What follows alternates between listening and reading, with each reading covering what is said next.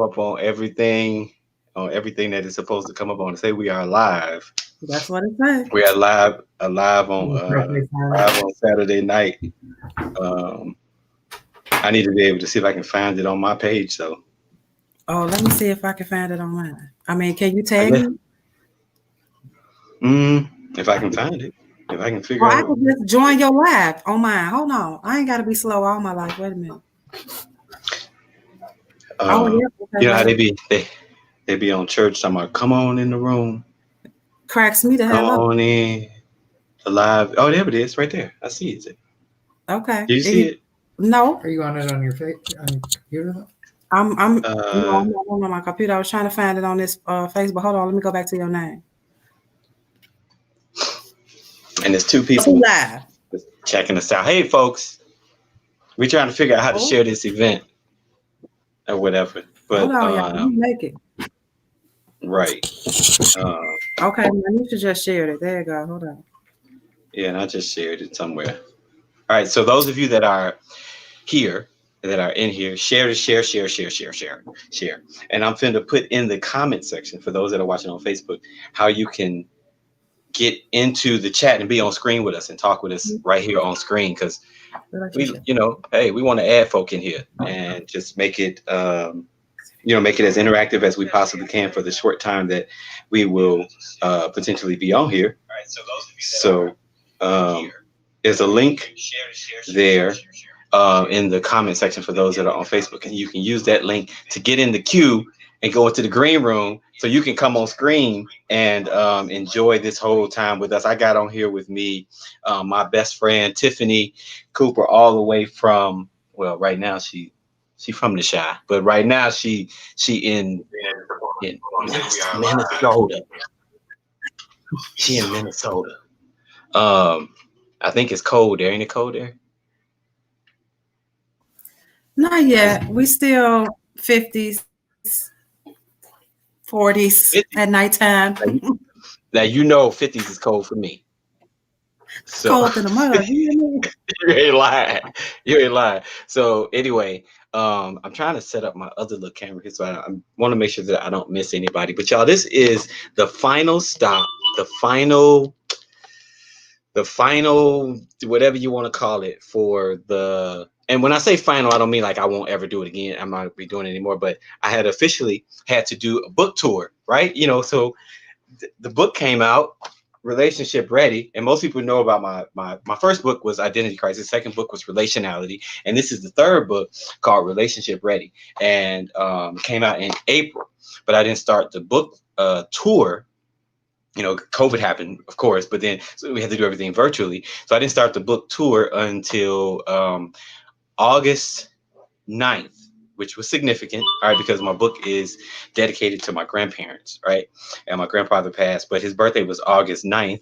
So I started it August 9th to 9th. Today is November 30th, which is my grandmother's birthday, who transitioned earlier this year, whatever. So in dedication to them, I wanted to just run the book tour for those months between their birthdays. So today is the last day, but that don't mean that I won't stop showing up on your timelines and on people's platforms and this, that, and the other. But it just means that the official book tour is over, which also means that the official price of this book, that was the book tour price, which was $12 for one book and $20 for two books. And then people who had like book clubs and wanted to do stuff like that, I would do something special for that too.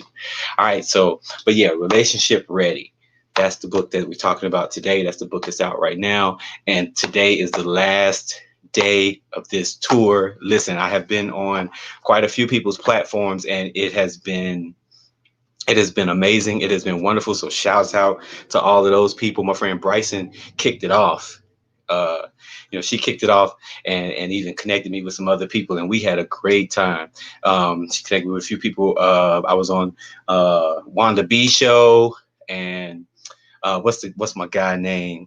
Chris Bass was on his show, and quite a few other people that I got able to the Felicity Joy show, and we got able to go on there and whatever. So today we're just gonna close it out with just a free for all. It's really just a free for all, Tiff. And hopefully a few people, if they want to chime in, got some questions, want to talk, want to ask some some of the hard questions, and even you can, throw in your hard little situations Cause and you questions. know I'm coming. I'm coming. Girl, for real. So anybody that wants to chime I don't in, know why I'm on the closeout show. oh, well, it's gonna be a good one. I figured Yeah. that. All right. But one thing is, because see, you ain't afraid to ask the questions that I might not have an answer to. Facts. You know, facts, right? You say you with me when I'm right, but you But know, when you're wrong, I'm out of here, Joe. We ain't playing. right, right. So anyway, so I wanted to I'm gonna give some giveaways. So Tiff, you got to help me figure that out, like how to give some people some stuff. I got a few things that I want to give away, and maybe some stuff I can just make up as we go. I got like a hat that says I am love for you, Wait because a y'all know minute, that's my where's my thing. stuff? I'm around here rocking a Nike hat. I'm a little in my feelings. Anyway, so then there's also, I have this like little jacket or whatever, and then of course I'm gonna give away a couple books. Got to give away a couple books. you know Got Maybe this one might even give away one of the relationality books, because that's the core heart of any of this. Folks, listen, let me tell you something. This book right here, this one, I usually don't like to talk about romantic relationships. I usually kind of just steer away from the romantic relationship thing. However, we know that that's a very a very hefty part of relationships, right? And usually when you say the word relationship, people think they boo, right? Too, like that, they go Duh. into right, the person they're in relationship with. So in Relationship Ready, I kind of talked about it a little bit, and the whole premise is, we're in this social media age, we're in this millennial age, we're in all this whatever now, and everything is hashtag. So you begin to see all these hashtag relationship goals on people's posts, and some of those people relationships really is garbage behind those pictures. They are goals gone wrong, honey. What'd you say? Goals gone wrong? Oh my God. Oh, that would make a perfect show. Want that preach? Goals gone wrong. Come on here. Give me my Goals gone offering. wrong. Hashtag me Right. Cash App. I'm ready. Right. But like I got friends who, like one of my friends, actually a couple of my friends, David and Johnny, they made a statement one time. They say, look, just because people's pictures look cute, that don't mean that everything is going well. People can take some cute pictures, but everything else be all hell broke loose. So and I honor that couple. But it's like, so everybody's hashtagging relationship goals when they see two couples together, or they see people on the screen or whatever. But what I have come to find out is we're hashtag relationship goal, and we're eager, but we ain't ready. Like we want a relationship, Okay. but are we ready? Okay. Fair. We're not ready. Okay, because I was going to say something. Okay. Right. Fair. No, what you finna say? What you couldn't say? I don't know. Because I'm with you when you're right. Coming. Okay. I was like, I'm with you when you're right. But yeah, so it's like all of that that's going on, or all of that goes on, all these hashtag relationship goals, right? But then when we get into the relationship, it seems like either the goal went out the window or something happened, because a lot of them don't tend to really last that long. So it's like, and then what do we blame it on? I don't think the goal goes out the window. I think the way to the goal, the communication starts getting thrown off. You know what I'm saying? Because the goal is the same in the relationships. We're trying to get to point A, B, and C. However, our roadmap to the goal is two different ways or directions. And so I think that's where a lot of the conflict and, and actually makes a lot of sense. Alonzo Berry, what's up, man? What's going on? Alonzo. So yeah, so it's like the goals, like you said, the goals can stay the same, but a lot of times what ends up happening is something breaks down somewhere, right?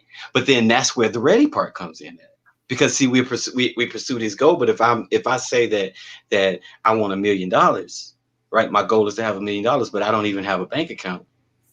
Or even before that, my goal is to have $1 million, but I ain't even learned how to count it. Then now we start to run into some issue. Now you still got the $1 million goal, but then either you're going to get it and now you're going to squander it because you haven't had financial planning, or haven't had whatever you would want to call it. I don't know what will come into play with that, but I think that there are steps sometimes it comes into whole aspects of being in relationships. Okay, so my question would be then, do we not set a goal? Because don't you set the goal first before you even know how to get to the goal? You usually just know this is where I want to be. You normally never have a plan. So wouldn't so I don't know. I don't know. No, I don't think there's nothing wrong with setting the goal. I think the goal is because the goal is what gives you. It's like your vision. It's like write the vision, write the vision, write the vision, make it plain. You know what I'm saying? Right. Write the vision so that you actually know what it is that you're trying to achieve, and that's perfect. That's fine. But what goes along with the pursuit of that goal? You know what I'm saying? It's like if my goal is to get a master's degree, I got to take classes. So you just gonna come down my road while we on the thing? Well, yeah. Where is our relationship in this? No pun intended. Like this wasn't personal. My bad. My bad. You know. So anyway, but it's like we got to take classes, or we got to be prepared for. Because listen, I feel like one of the things that I have seen with a lot of the people that I have dealt with, just in this whole relationship stuff, and let me clear this: like I'm a relationship specialist, but I am not a relationship expert. People. It's a different. This is just the area that I specialize in. This is the area that I feel an affinity to, that I feel drawn to, and that I have put a lot of investment into. So as a relationality specialist, I'm really just trying to help people bring out their own spiritual intelligence and their relational intelligence. Hey, Lauren, how you doing? I just wanted to acknowledge you was in the building. Hey, Lauren, I saw her too. Hey, I ain't seen her in a long time, right? So I think it's recognizing that it's like the whole goal is just really to bring out people's, because listen, we're relational beings, right? So there's if God made us that way, there's an intelligence somewhere that's in us that's just not always fully activated. I think a lot of times it gets hijacked by life, by things that are going on. The moment we come out of the womb, we're trained. I use the terminology sometimes relationship negative, and this may not be for everybody. All right. But I feel like we end up being relationship negative. In other words, having a jaded, shady, skeptical view of human relationships, period. So then, of course, when it's time to go find your boo, we're going in with one eye open, wondering if we can trust you, not realizing that trust issues is actually sometimes a shutdown of your own heart. They're not saying that you're to blame for it, but it's like if from the heart flows the issues of life, and now I have trust issues, so I put up these walls, I have just cut off the flow of my heart. Rightfully so, because we've been abused, misused, turmoil, all that stuff, or whatever. So if we were, so by nature, what I hear you saying is, I done got thrown off reading Lauren's message. Hold on. Look, I ain't all this technology. I can't walk and chew gum at the same time. Now you made me lose my thought, Lauren. Hold on. And don't let me forget that question, because I'll come back to that. You got it? Okay, I ain't gonna let you see. Yeah, I got it. It. Alonzo said, "Tell me how to find it." Sir, what's happening here? Sir, are you relationship ready? Sir, open your eyes, Alonzo. Open them. That's why you can't, because you ain't looking. You ain't looking. We're gonna come back to both of those questions. Say what you was going to say. Right, because I lost my train of thought. So what was I going to say though? I don't know what you was going to say, child. Marnisha said we were talking about the whole our relationality, so to speak, ends up getting jaded. Yeah, she said society, and they steal the purity of our relationships. So here's my question, which is actually following up with Marnisha. How? Because if we were born to be relational, how did we get to a place where we felt like we didn't need relationships? Ooh. I think oftentimes, and a lot of times it behooves me, because I'm a church girl. You know what I'm saying? down for Jesus. Woo woo. How be it ever? I think the church, and I'm gonna go real simple. There's a song, and I really hate it because I understood what they were trying to say. However, the message always gets lost in the juke. That song, long as I got King Jesus, when I tell you every time I hear it, I want to beat somebody with a bowl of butter beans for no apparent reason because that whole song is just a story. How you gonna tell somebody I don't need nobody else? Why you lying? Girl, you don't need somebody to help you sing that song. Because you sure to sing that song by yourself. But see, that's what I'm saying. Like, so we end up adopting these relationship negative mentalities and don't even realize that it's happening, especially something like that, because it's a church song, right? So you think, hey, this is the truth. But then you look up and Jesus wasn't in your bed that night when you wanted somebody to hug you. I'm trying to tell you. You know what I'm saying? Or when you really needed and again, these are the things that goes in. Sometimes people think that maybe I'm nitpicking, but do you know that if you were to fly a plane, you're going to fly a plane 1 degree off in setting your instrument, like setting 1 to 2 degrees off, setting your instrument, for your destination will land you. I think it said like 500 miles outside of your destination or 5 miles, like somewhere outside of your destination from 1 degree off. So sometimes these things that we allow to come in and we think that is wisdom is really not wisdom. Some of those things is defense mechanisms. Some of those things is really fear being pumped in. I said to somebody before, all of it is based off emotions, a bunch of emotions and ego. You should handle this situation. So now you didn't wrote a song. I wrote a song about one. Here you go. Yep, emotions and ego. Yeah. So it's like, because we get stuck in that space. We get stuck in that space and we hear it. We constantly hear, they say faith comes by hearing. You constantly hear these things. So then we just begin to feel like it's true. And in this matrix of living, when it's like, it seems like it is every man for themselves. It feels like it makes sense. I don't need nobody but Jesus. That I hear pain when I hear that. All right. Yeah. And I know Vicky didn't mean it that way. I hear defeat. Yeah, it's all, because I'm like, why would you even want to be in this world alone? Yeah. Yeah. And it's like, and it begins to block that spiritual intelligence. Lauren asks, what is the difference, or what was spiritual intelligence versus emotion? So they are similar. They are very different. I don't say very different, but they are different. Emotional intelligence deals more so with our ability to, most of the time, to sense our emotions and other people's emotions. That's the easiest, simple way to kind of explain that. Our spiritual intelligence, all right, is that sense within you that understands oneness, that understands that we are all in relationship together, that part of you that already knows that you're okay with God. Which is usually soul to soul and spirit to spirit.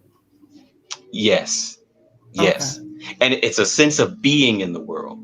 It's a sense of being, a sense of recognizing oneness, that all things are connected, that all people are connected, that, so our spiritual intelligence should inform any of the other intelligences. Right. All right. So it should inform our emotional intelligence. Hopefully that answers the question, Lauren. That's just a brief answer. I mean, because when you start going into the depths of all of it, I don't want to go to all of that right now, but we can talk about that later if you ever want to. Again, all of you that are watching, if you want to come on screen with me and Tiff, you can. There's a link in there, and you can just put that link, click that link. It'll put you in the back room. I'll see you on here, and I can click you in, and you can come on screen and show your pretty face. And it can be questions, it can be comments, it can be thoughts, it can be right. It can be questions, comments, thoughts, well wishes, whatever you want to do. Tonight is just a free for all celebration about Relationship Ready. All right. The Relationship Ready, for those of you that don't have this book, all right, you might get a chance to win it tonight. But if you don't get a chance to win it, you can purchase it at www.LeAnzarStockley.com. Scrolling right there. You can cash app me though for the payment. You can cash app me for the payment. That's my emotional intelligence talking.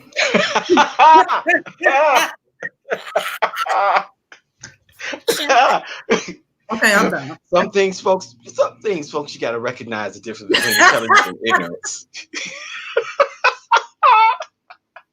Oh, God. Oh, that is hilarious, though. That is tripped out. All right. So right there, y'all see it scrolling on the bottom if you want to get on screen with us. And we want y'all to come on here and talk to us. Chill. We can do a whole look. I can get about 10 of y'all on here, about 80 y'all on here.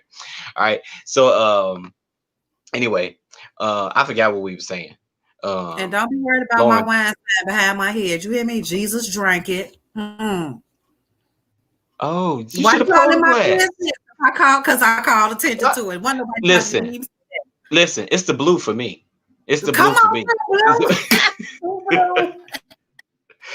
That song is False Doctrine. That show is the truth. That Yes, show it is the is. truth, bro. It's a whole bunch of songs that's false doctrine, but we ain't gonna go there. I ain't gonna start complaining about the I Won't Complain song. You not finna take me there, Alonzo. You not. I'm not gonna let you. So emotional intelligence deals with empathy, and spiritual intelligence deals with unification and universal relationality. Oh, girl, Okay, yeah. Girl, I almost could write that as a definition. Okay, I'm gonna let it go right now because that was good. And just remember, the spiritual intelligence puts you in that space of empathy and understanding all that too, right? Of the emotional intelligent part, but its ability is basically your social ability to recognize sometimes social cues. I ain't that good at it. All right. To recognize how another person may feel and even how you may feel regarding something. And then not just recognizing it, but all of this will be in responding accordingly. You all right. do Responding in wisdom. You do suck at social cues. Oh, girl, I'm slightly autistic. And people think I be joking when I say that I'm on the spectrum for autism. I miss a lot of stuff, like in terms of social cues. If you want something from me, it's better that you just directly ask me. Because you special. I've some stuff, and maybe it's a part of me somewhere that don't want to think you asking me for what you asking me for or something. But I don't know. So I don't know. But yeah, I'm a little special. Street theology versus Bible theology. Hey, what's going on, Randy? What's going on, dude? What's going on? Randy is I call him a storyteller. Like not lies, but he has one of the deep voices. Deep voices, he can just tell it. Yeah, I mean, he's one of those ones that can tell a story and it just paints a picture when he's talking. Yes, that's that's one of the old Caratasians, and also we went to worship academy together. So, Lauren said something to you. Oh, leave her as Tiff straight man, and she lands the punchlines. What that mean? Hype man? What does that mean?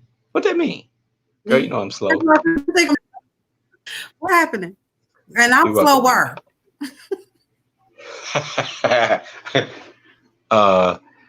Where you guys never knew when someone liked you in school. Yeah. Listen, if you, very slow. I was. If you didn't come up to me and grab my, if you didn't come up to me and if you didn't come up to me and say, "Hey, I like you," circle yes or no. I didn't. I probably didn't notice it. Now, unless I really liked you, then I was probably looking for the cues. All right. So, but yeah, I miss it. I miss it all the time. But hey, I'm working on my emotional intelligence, and my spiritual intelligence helps it. All right. So hopefully that makes sense. All right. So, what was I finna say? I forgot what I was finna say.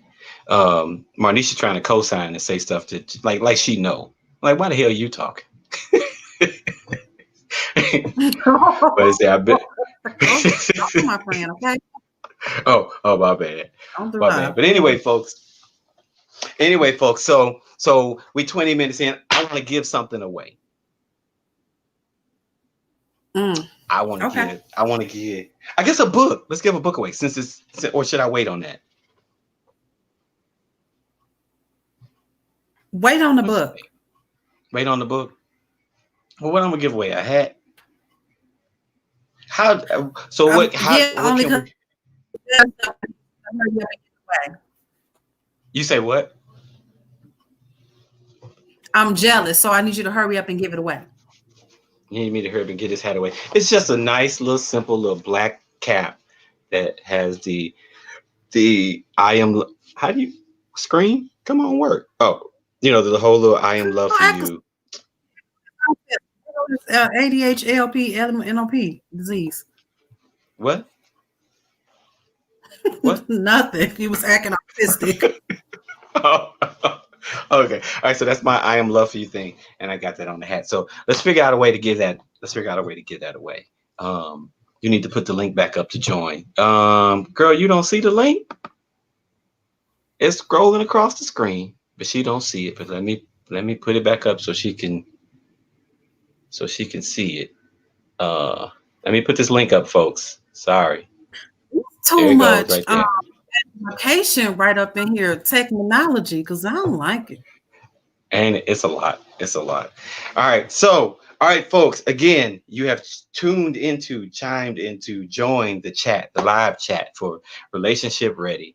All right, Relationship Ready. Today is the final day of my virtual book tour, my virtual book launch. Not launch, sorry, virtual book tour. All right, it's the final day of it in celebration of my grandmother and her birthday was today. Book was dedicated to her and my grandfather. All right, so they were very key in my relationality, and key in some of y'all just don't know they were. All right, so and we're currently right now trying to figure out how to give away this hat. All right, so I don't know, maybe the first person to come on screen and say something to us or something. I don't know, Tiff, what you think?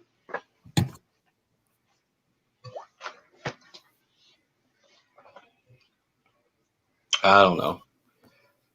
Okay. All right. All right. Yeah, we'll see. We'll see what happens. All right. So anyway, Tiff, talking about the whole how our relationship stuff just gets jacked up. When we're talking about like how becoming relationship negative or whatever. Yet wanting a relationship and then getting in and then they don't even last. What would you say? Like we're not even gonna go into just the pieces of the book, but what would you say is one good step towards people being ready? Like, what's some pitfalls that you've seen happen where it's like, see, had I been ready for this? And not ready because ready don't mean you're not gonna face tragedy. But areas where it's like, I needed to be more mature in that space.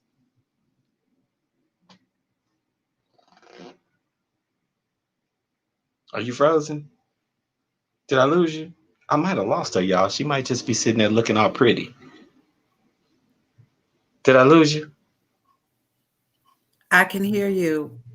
No, but I think my service is going out. Hold on one second. I'm about to yell at my kids and tell them, because it's 90. It's just all of us on the Wi-Fi. Can you hear me now? Am I 90 Wi-Fi. Yeah, I can hear you. But I'm behind you. I'm delayed. You're probably a couple of seconds behind me, maybe. Okay. So to answer your question, if I thought something more along the natural surface, I would probably say in order to become ready, you probably should do something like date yourself. And what I mean by that,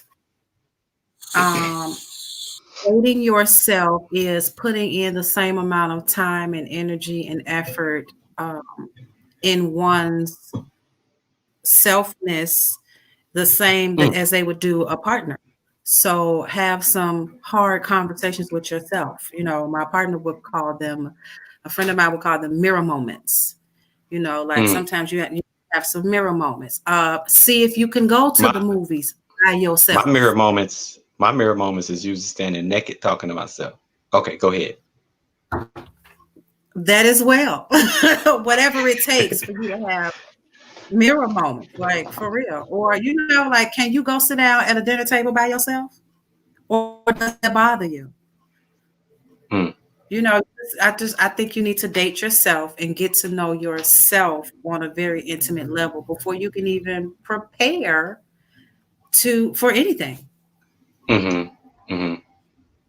Oftentimes we feel like the other person is supposed to complete and then two halves make a whole, but I think that's been wrong for so long. So I think like both of us need to be whole so that we can become a oneness. Okay. All right. And I think that that's ultimately where it ends up having to be, because I do hear a lot of people talk about dating yourself now, you know, and I think that maybe that needs to be qualified. And what I mean by qualified is people need that understanding of what does that actually really mean. And I think that what you're talking about, the part of being whole, that really probably lands it. Okay. It's really getting to a space where you can spend enough time with yourself to understand who you really are. All right. Because a lot of times I think people going into relationships too, trying to figure out what they want. Yeah. And figure out what they like, instead of actually going in from this standpoint of understanding, I know who I am, and not just saying I know who I am in terms of personality, but I know who I am in terms of spirituality, in terms of relationality. I know who I am. I know what I really bring to the table, and I know what I'm going into a relationship to bring. Right. Absolutely. Not just what I'm going into a relationship to get, because I think that a lot of people go for the dating thing as to just what they can get out of this relationship. And even with that, I just thought about something when I said to date yourself. Sometimes that can be a slippery slope as well, because a lot of times, especially for women, when we date ourselves, we become overtly confident. And then that's when we go into that hashtag single life, hashtag don't need no man, hashtag, you know what I'm saying? As long as I got King Jesus. But that vagina be talking though. Ooh, what we gonna do with that, girlfriend? You know what I'm saying? We forget all that part. all of that goes out the window up. Yeah. Let me see if I can find this link for Alonzo. Say he tried to get on, but he could not get on for some reason. Not sure why that was. Not really sure why he wasn't able to get on, because the link should take him right to take everybody right to the back room, and there's somebody just coming in right now. Let's see what they got to say. Hey, what's up? Hey, what's going on? How you doing? I just figured it out. I had to do it on my phone and not my iPad for whatever reason. Okay. That's because the iPad is Illuminati. Boom. There it is. I just wanted to say I've enjoyed so much these opportunities just to have discourse and conversation. And if I may, I want to present a question to the floor, if possible. And for me, I know that my career has sort of hardened me. And it's very difficult for me to continue to be open to relationships, especially considering the fact that most young ladies consider me to be an opportunity more so than a mate or a partner. And the issue is and again, Zara, I've had those same naked conversations in the mirror with myself. But the thing is, I'm tired of talking to myself in the mirror, okay? So how do I pivot from this place and become more emotionally intelligent? Because my career and who I am a lot of times causes me to have to be numb to taking in people's emotions, even though I have to be empathetic. I have to turn that part of myself on and turn it off so I can get some sleep and rest and all of that. But yeah, help me. Okay, so let me ask you this question. What's your occupation? I am a recording artist and I'm a senior pastor. Oh! Oh, okay. Right. Did you come up? I ain't no recording artist, but you right up in my alley. I've done the pastoring thing, however, more so on the assistant pastor side. And actually, as a matter of fact, when I moved to Las Vegas, I was asked to be a part of a ministry as the relational pastor, right? for somewhat of the same reason. The pastor said, I just don't have I don't have and I think ministry sometimes does put us in this kind of, you gotta, hey, deal with it and move on, or hit it and quit it, so to speak. Hate to use that particular terminology. And it's also a very intimidating position for people because they pedestaled you, right?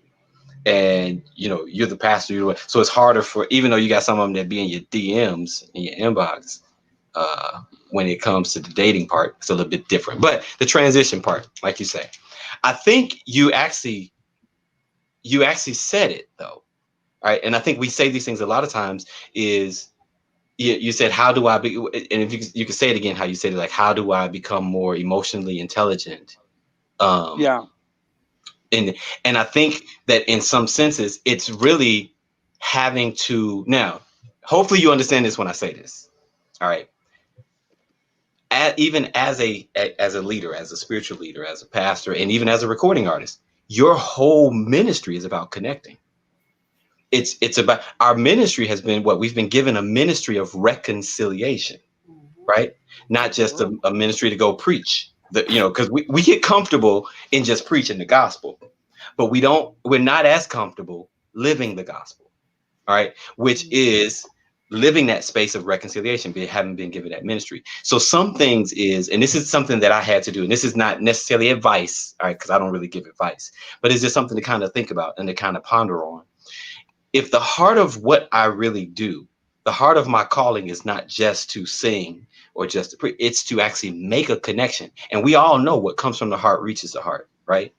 Yeah. So that practice has to be, so the question then comes in is what I have to be, all right, because of my position, does it trump who I am because of the relationality on the inside of me? In other words, which one is more like God? Which one is really more like our Father? Is it Jesus that took the time to really connect with people? Or is it, I can't think of nobody else in the scripture, whatever. Or is it just, let me stay in my job and stay in my role? Now, I'm not telling you to do this, all right? But for me, there were certain things where it was like, I get what the doctrine says. I get what Christianity is teaching. But a lot of, in terms of how we have to be as pastors, right? Yeah. I get that. However, sometimes when that begins to diminish and suppress my relationality, which is at the core of my being. This is who we are. We're made in the image and likeness of a relational God, right? So that's at the very core of my being. That's who I am. All right. This other part is my job, is my role.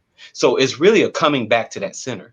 And not necessarily, now some people's checks are tied to it, so it's a little whatever, but just to really truly be, and not that you're not, don't, but it's like to really be down to earth with people and allow people to know that you're down to earth, because those little things can make a transition happen in ways that I think is innumerable. All right, for me, I don't have a reputation at this point to lose. Tiff, I think I probably didn't. I'm proud, but at the same time, I have a lot of people who say that they love me and appreciate me being relational. I did an arts conference one time, and my message was to the artists. It was actually to the artists. It's a relational artist is a relevant artist. So coming back to that sense of place. So it's the same thing with pastors. A relational pastor is a relevant pastor. All right. And I think we're really moving over into that space or whatever. But I think to just kind of revisit that space, you know what I mean? And we might need to talk a little bit deeper later or whatever, but I think to revisit that. Yeah. Kind of like to revisit that space and not allow your role and your position to kill the image of God on the inside of you. I think you get what I'm saying. I see you nodding your head. I get what you're saying. Now, I'm going to say this, though, Zoe, if you don't mind, in listening to you express what you felt, I didn't feel like you were emotionally unintelligent. I actually felt quite the opposite as you were speaking. And I think if you kind of give yourself a break a little bit, because your heart is not, your heart is not hardened and it's not as guarded as you think. I think your heart is in a safe place. What I do think is you're probably emotionally scared, but Oh yeah, not definitely. not Terrified. that you're, yeah. So I think you need to give yourself a break though, because I think you're coming more hard than you need to be. I don't know.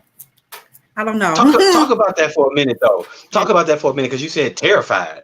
Talk about that for a Yeah. second. One reason why I'm terrified is because I've been hurt a lot. When I have opened up myself to situations, not saying that it was risking my ministry or any of those things, but um, I've dealt particularly with people who are uncomfortable with the attention that comes with being attached to a itinerant ministry. So even though I can cut myself off when I'm dating someone, I'm not acting like I'm at church on dates and when I'm having intimate conversations and intimate times. But I had one young lady just flat out tell me, I'm uncomfortable with being attached to the largest person in the room. She meant that as far as personality and size wise. I'm 6'8", 500 pounds. Mhm. I'm a huge guy. I could have been a wrestler if I wanted to. But that the attention that is drawn by my stature, by the way that I speak, and by the way that I draw attention to myself, the way that I engage with people, makes me extremely relatable in ministry, but not necessarily as relatable in romantic discourse and conversation. That's the issue. I think you. I think I might be able to relate. I had somebody say to me that dating me would be like. Let me ask you. Do you think that some of it comes from the whole thing of, even though you're not acting like in ministry at that time, they still know that in the back of their head, and then they place you on this level of holiness, Yeah, they know. which, They know. yeah, so then it makes it difficult for them to be able to feel like, and I'm saying this again, I'm really probing, I'm asking, because this may not be your experience, but I know Oh, I I've don't run into mind. this where I've had people say to me that it feels like they're dating Jesus. Yeah. Or, you know what I mean? Yeah. And then it just causes all types of muck. Yeah, so from not being able to have the relationship, or they think that they're not worthy of your attention, Yeah. you know what I mean? And then in turn, it makes it look like they're just rejecting you, and really sometimes it's feel like they're not really worthy. They may feel on the inside that they're not worthy of you, or whatever, because they've placed us on these pedestals. But where does that place me? Well, You they're see what I'm not. saying? Oh, listen, she will tell us. You ain't you. Listen, let me get you right together, Mr. Zoe. Okay. Listen, as hard as it is and as annoying as it is, perspective says elimination. If they can't, somebody should want you to be able to let your hair down.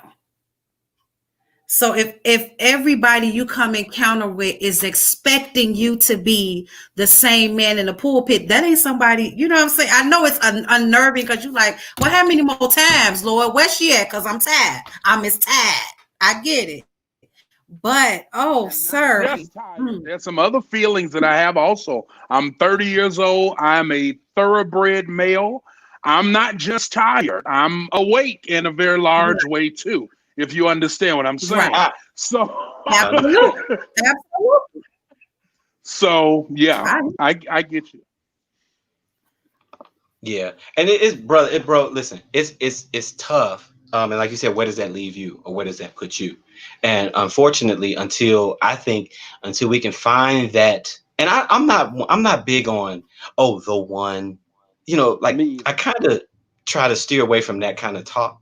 You know, But in a sense, it's almost like it's when that person enters the room, and I'm sure this is your prayer, send the person that recognizes me, not Pastor Zoe. Yeah. The person that actually sees me. And that waiting game, that waiting is the killer. You know what I mean? It's like, what can we do in our waiting other than wait? But I think that the biggest piece is, as long as you know all this stuff already, as long as you are aligning yourself to your most relational self, it's like all you can do is wait for that person to see that, wait for those people, whoever it may be, to see that you're aligning to that space or whatever. So it's like getting all of these areas of, and like I said, even the whole thing of, I'm a pastor, so I have to be this way. Some of that might have to go out the window. All right, in terms of you, but like Tiff said, you don't come off hard. So I don't know.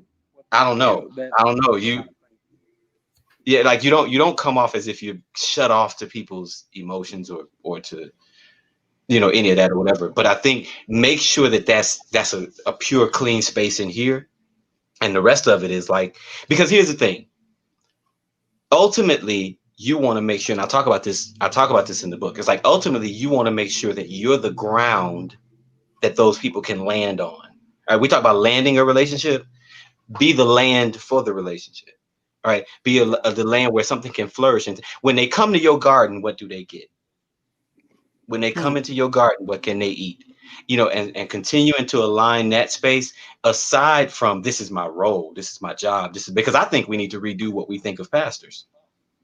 Of even how we see it. We sometimes we do a lot of talk about pastors falling. A friend of mine, he used to be a pastor himself. He said, "Did they fall or were they pushed?" So so sometimes what we hold as the role, it'll suppress our relationality. That part, God knows, man, it's your time, or He knows that you're at that space where, hey, look, I'm looking for my honey. I'm looking for my honey. I've been faithful. And I'm tired of talking to myself in the mirror. So just make sure that space is aligned and clean. And all this. All that. Tiffany was finna slap us real quick though. Or maybe she ain't. Maybe she froze. I think the devil don't want to hear my praise.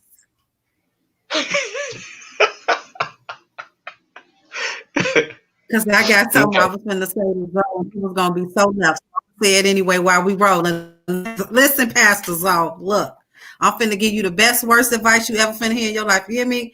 LeAnzar trying to keep you safe. I'm going to try to keep you sane. Man, go and get you some. Worry about that later. Get that. Nobody got that. What did you say? We out here. It's COVID-19. Tell you somebody COVID. You tell me off your chest. So you could be a brand new pastor in the morning. Where you right? But the sum is not the problem. It's not. The issue is, I want something meaningful to take me further in life as a whole. It's easy, and I'm not being arrogant when I say this. It's easy to live holy by church standards when you don't look like nothing, you ain't got nothing. But I look like something and I got something. And so with that being said, the actual having someone in my space just to fill up time and energy and to have a pair of thighs in the bed, that's the easy part.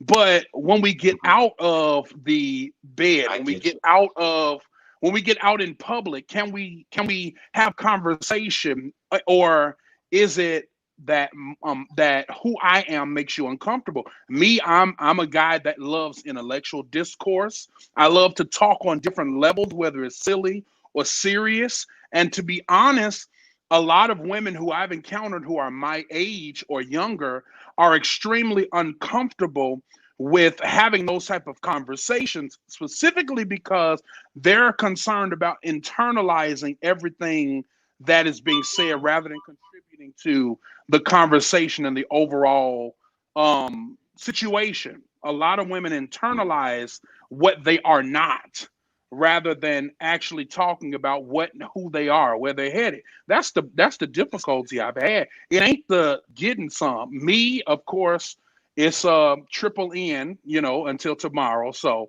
for us men that know what Triple N is. I participated, and my prophetic is extremely sharp as a result of it. But if I'm coming off of something like this, 30 days of just dryness, I'm looking for something meaningful. You know, the rocket ship is gonna blast off anyway, but what we gonna do after? And it's unfortunate because a lot of what you're saying is going back to being ready for these women. And oftentimes they're not ready, because when you're relationship ready, you know you're going into the relationship to give of yourself. And not, you know, and a lot of times these women, unfortunately, you know, we're taught to take. We're taught to, you know what I'm saying, get that and get what you can get at. You know, it's so sad. I'm so sad. Well, y'all have helped me become relationship ready. We're gonna work on it. Listen, but bro, what else can you do other than to really be ready for when the queen shows up? You know, but I get, listen, I hope you could see and feel my heart right here. I get the frustration. I get the weight. I'm laughing because it's that longing. Yeah, I really get it. But it's like I honestly don't think that there's a formula. There's not like this quick fix formula. It's just a matter of aligning ourselves and even and I'm sure you probably do, but having the serious conversations with the ones who do present themselves. Hey, we can go smash, but I want somebody that's gonna last. Yeah. You know, Lauren said a life partner. You're looking for somebody to actually be your partner. Absolutely. Up in my pillow. I'm so thirsty. All right, so ladies that are, where you at, bro? Where you at? What city or state? I'm in Marshall, Texas. I'm moving to back to Chicago, my home, in about 3 weeks. Pastor Zoe, after you said you was going back home. What you doing, man? Stay in Texas. He said no. Circumstances. I'm going back home to Chicago. And we'll be doing ministry there in Illinois. Texas ain't it for me. I hear you. I got you. Yeah. You got some comments over here. About Vegas. Zar, you got some comments over here. I see him. So ladies though, I want y'all to see Alonzo Berry, Alonzo Berry is available. Right, cut the bird off. You just know Zoe. I only know Zoe. I don't even know Pastor P. I just know Zoe. Zoe is available, and he coming to Chicago, and y'all know it's a little cold. And he said he's a big guy. Let me tell you, he said something, and all these many pounds. Y'all, come on, it's cold in these streets. Right, bro. Look, bye, thank you. So thank you for chiming in, bro. All right, my pleasure. Stay with us. Hey. That's I'm gonna send him something. Right, because he definitely. Okay, I'm with it. Yeah, I'm gonna send him something. So Zoe, if you didn't get off yet, inbox me or something, your address or whatever. All right. Maybe your Chicago address, or I don't know. Let's talk. All right. So there was some other comments in here. A few people said some things. Randy said, ordination requires a higher expectation, but it's not going to take away your humanity or humanness. It show in the heck ain't.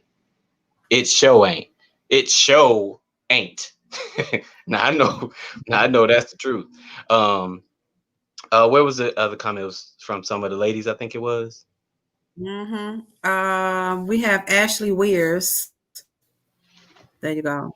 Or the ladies are having hard time differentiating the difference between the persona that society sees and feeds into versus intimate, normal life side of what building a partnership is. They almost look at the persona side as another female taking your time and attention, which brings out the insecurities. Well, I'll be good googly moogly. Wow. So Ashley, you're saying they bring out the insecurities within themselves? Wow. Yeah, that was a mouthful, Ashley.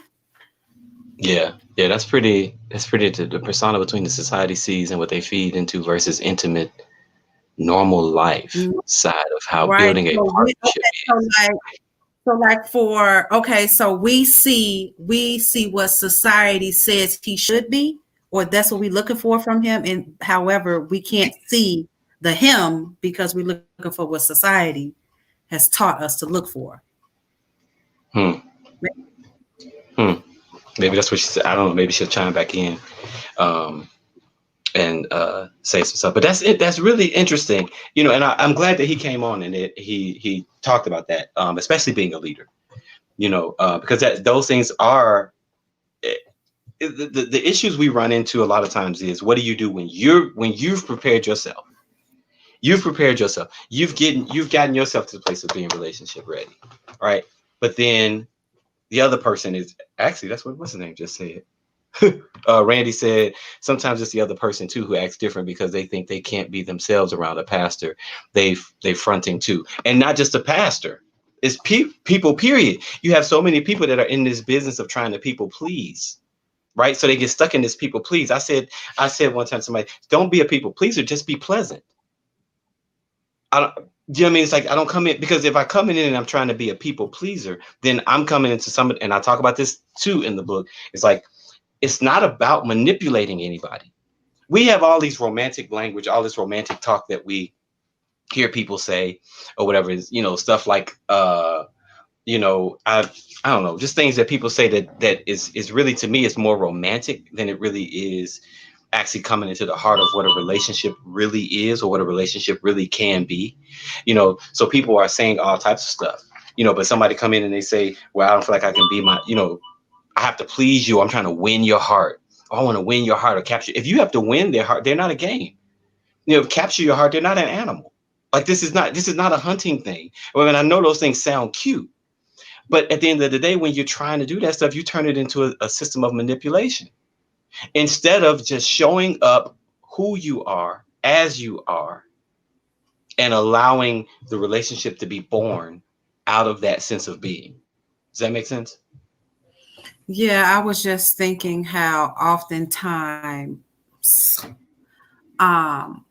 women are far more often ready than men at a faster pace. But I was just thinking how when women are ready,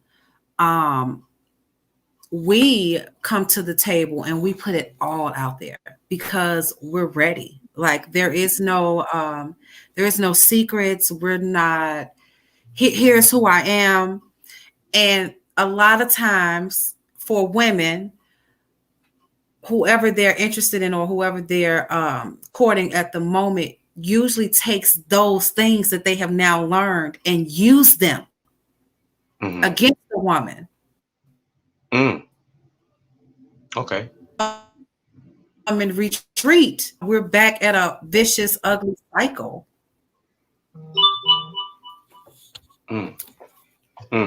Well, I got an inbox from a lady. I ain't gonna say her name because she married, but she said if I wasn't married, I'd be asking for his number. All right, so so Alonzo, Zoe, I'm just saying. She said if she wasn't married, she'd be asking for your number. That's not gonna help. He don't need to know that, because that's not gonna help him at all. So he don't need to know.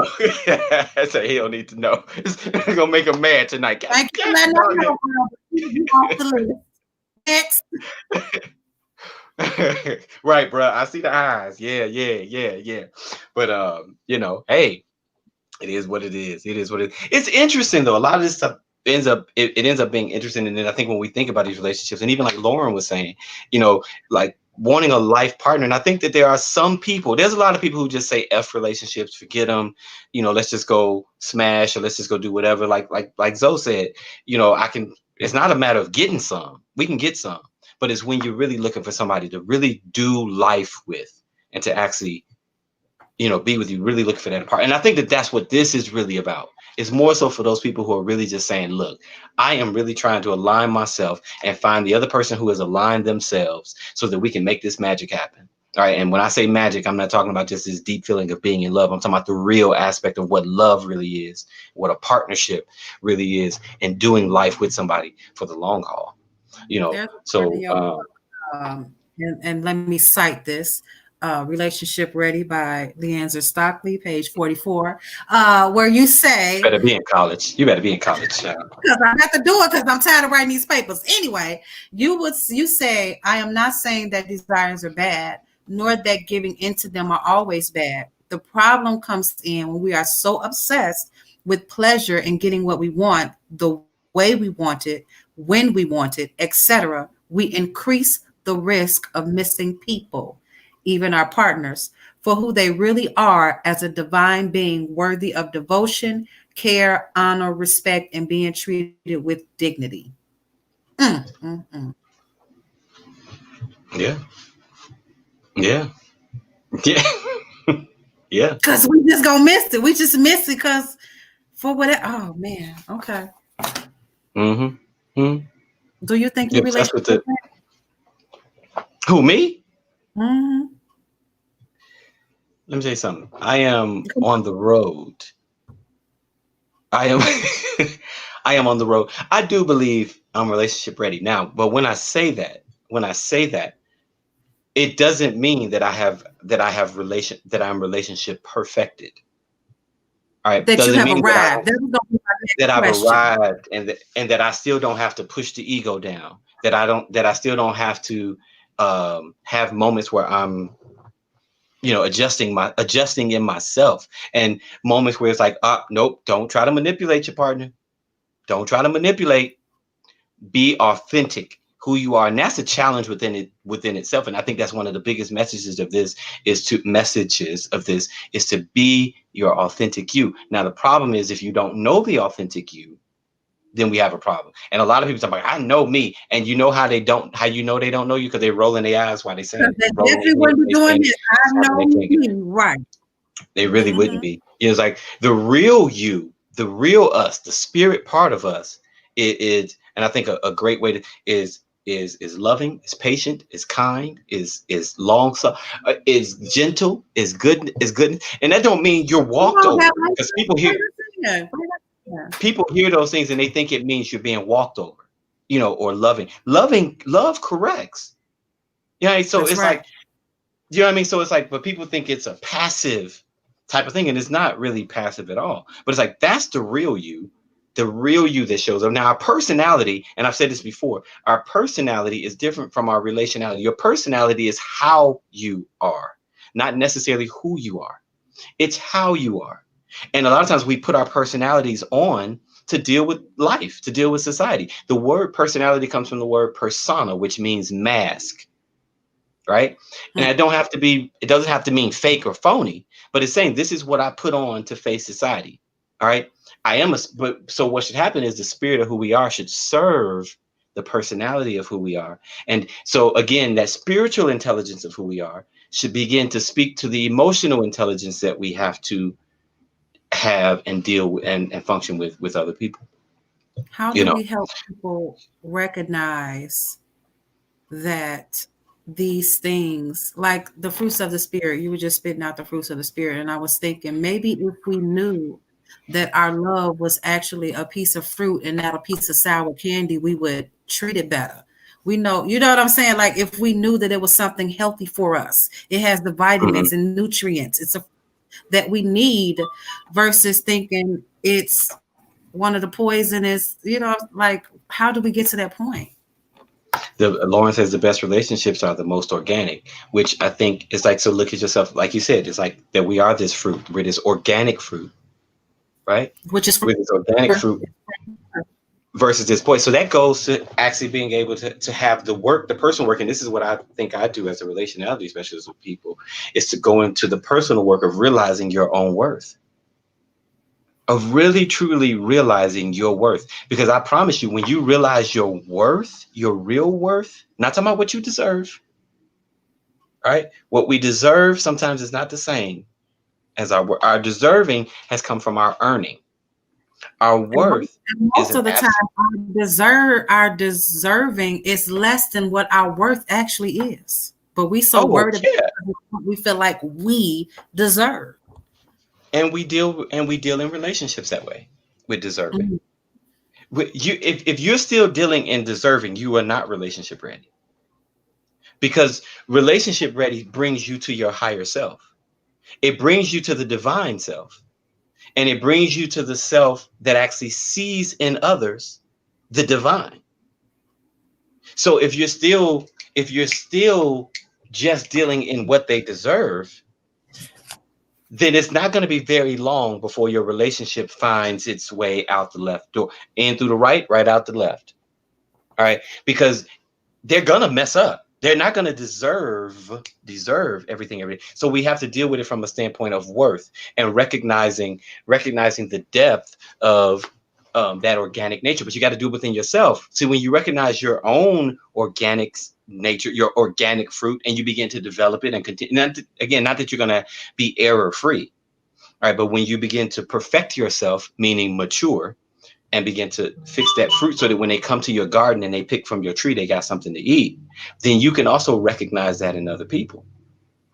So like Lauren said, the best relationships are the ones that are most organic. The best relationships are the ones where both parties have recognized, I have good fruit to give. That's right.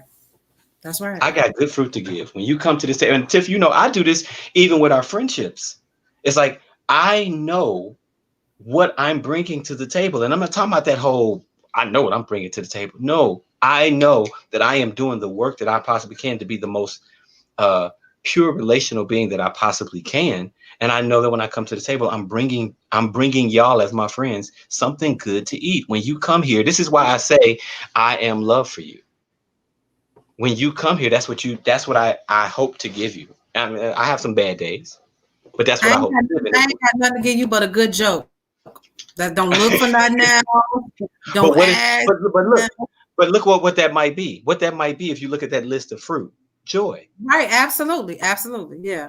I'm bringing you a sense of joy. You know what I mean? So it's like, we got to know what it is that we're bringing to the table. And I wish that more people would delve into, sit in that space. Like Brother Zoe says, sitting in that mirror. He said, I got good fruit. Yeah, I was trying to look at it and like, here you go. Right. It's like, it's sitting in that mirror and recognizing, hey, I got good fruit, and I see one of those over there that maybe need a little bit of work. So let me go ahead and perfect that, so that whenever who comes into this garden, they got good fruit to pick and good fruit to eat. That's the personal work. You become the ground. You become the land where people can thrive. Okay, I have a question. What happens when you're in a relationship and you've both come to the table saying that you're relationship ready? However, one person may be working out of that whole wanting what they deserve. And so when they didn't get what they deserved, the relationship kind of dismantled. And so now they're working on their worth. How do you get back? Can you get back? I don't know. Get back from that? Who's working on their worth? All right. So say, for instance, I'm in a relationship, and right now I'm in a relationship based off what I feel like I deserve. Like, I deserve A, B, C, and D. But the person I'm in a relationship with ain't giving me that. So now we done. We over. Now I'm working on my work. I'm like, okay, let me work on me. Now I'm self-discovering. I'm doing some mirror moments. How do I get that person back that I pushed away when I thought they wasn't giving me what I deserved? Okay, I got you. Well, first of all, I think the first thought is you really just come to awareness of your worth. You don't have to work on it. Okay. It is one of the most absolute things in our life. It's like you're made in the image and likeness of God. Period. Absolutely. I don't care what you do. I don't care what you've done. That's who you are. Right. And our worth is not assigned. There's nothing attached to it other than the fact that we are existent, and we are extensions of the Father. Right. So there's nothing to really work on other than to work on my awareness of it. All right. So and to recognize, I was trying to have this relationship out of deserve. Right. So one thing that I think in terms of like going back or getting back or whatever is to really just have that conversation. I don't think it's a magic pill. I think it's to have that conversation. Now that person may receive it or may not. Like Right. I approach this relationship. Is it okay for us to repent? Is it okay for us to say, you know what, I was doing that wrong. I was approaching this from the wrong angle. Now you may choose to still go on, but I wanted to come back because now I've recognized my worth. I'm worth coming back here to say Absolutely. Absolutely. To give you absolutely. Okay. And not only am I worth me coming back here to say I'm wrong, you're worth me coming back here to say that too. Absolutely. Okay. So, I'm with it. but we don't want to deal with each other like that because we're afraid the other person is going to take it the right. That's not your responsibility after that. Your responsibility is to come as you. Not to try to figure out how they're going to not saying, the wisdom is to show up as you.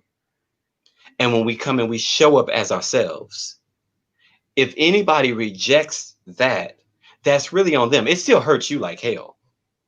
Well, yeah. Your heart is hurt.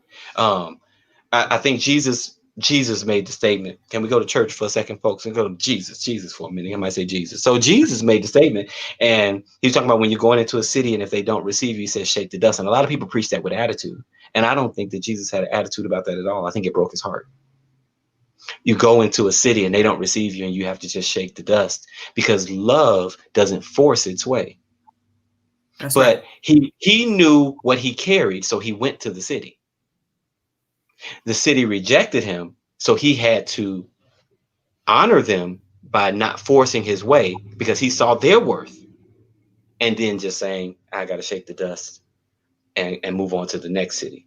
And I think we have to do that sometimes in our relationships, which is hard because your heart is broken, and you have a desire for this person or whatever. So, but I think that it's really a conversation to go back to somebody and say, listen, no strings attached. You don't even have to take me back. What I want to say is I approached this completely wrong. I was coming from this place of deserving, and you wasn't giving me what I felt like I deserved. Now, along with that conversation might be the conversation of worth, and hopefully their eyes are opened to still see your worth, and now respond to you from that particular place, if that makes sense. I'm with you when you're right. Right. What he said, let's see, Randy says, people will be fine. Just look at love and hip hop and do the opposite.